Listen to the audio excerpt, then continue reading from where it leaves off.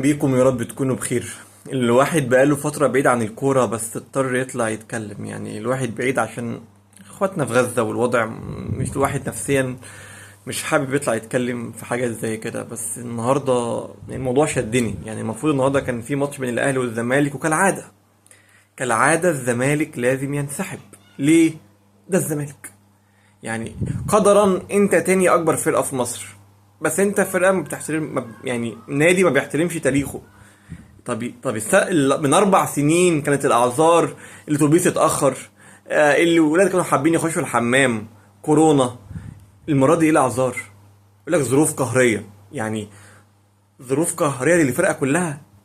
يعني الواحد يعني برضو الكلام يكون واضح. ظروف قهريه يعني ايه الظروف القهريه؟ تيجي يقول لك لا اصل الاهلي ليه مؤجلات. طب ما انت ليك مؤجلات انت كمان. يعني هو الاهلي لوحده اللي ليه مؤجلات؟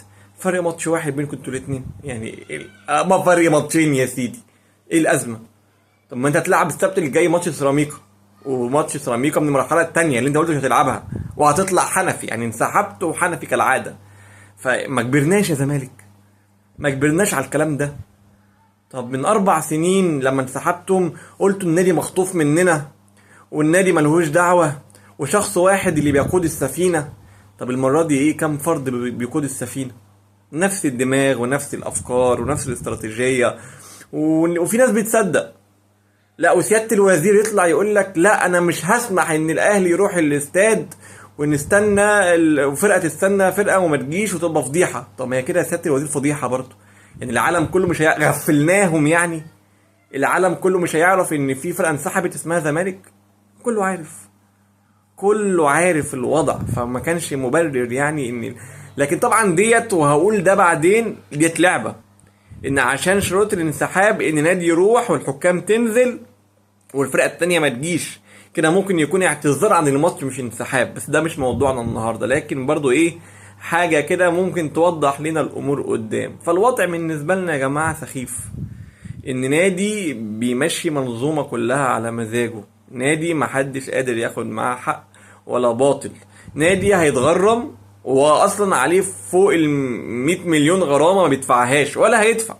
يعني هو ده الوضع، ده الوضع اللي احنا فيه. فالموضوع بقى سخيف. يعني الزمالك شئنا او يعني رفضنا تاني اكبر فرقة في مصر، تاني اكبر فرقة في مصر. لكن بصراحة عقليته هي اللي موديها في الحته اللي هو فيها دلوقتي، وهيفضل فيها. لان يعني الرؤساء اتغيروا والفكر واحد. فانا بس اللي مزعلني ال 35 الف دولار اللي الحكام الاسبان خدوهم. يعني النهارده بيتفسحهم. انا اول مره اشوف ناس تيجي مصر تتفسح وتاخد فلوس. لا، حكامنا اللي بيجوا عشان يحكموا الماتش النهارده واخدين حوالي 35 الف دولار. ده كده غير الاقامه والكلام ده يعني، طبعا من غير الفسحه. هتفسحهم وهيرجعوا بعد بلدهم. ده اتفسحنا في مصر يا جماعه وخدنا فلوس. يلا يلا، ربنا يعدل الحال. كان نفسنا نستمتع بالماتش النهارده، بس ادي الله وادي حكمته وادي الزمالك اللي اتعودنا عليه. اتمنى الزمالك احتراما لكلمته، ده لو يعني بيحترم كلمته، ما يلعبش اي ماتشات ليه غير لما الاهلي يخلص مؤجلاته. وطبعا انا بتكلم ما يلعبش اي ماتشات في المرحله في الدور الثاني، تمام؟ لان هو واقف على ده اللي هو بيتكلم فيه. انا هخلص ماتشاتي القديمه ومش هلعب اي حاجه عشان تكافؤ الفرص. تكافؤ الفرص ديت اللي بتيجي على مزاجه اوقات او ما تبقاش تبع يعني هواه. فلا خلاص الدنيا ما تنفعش، ما تمشيش.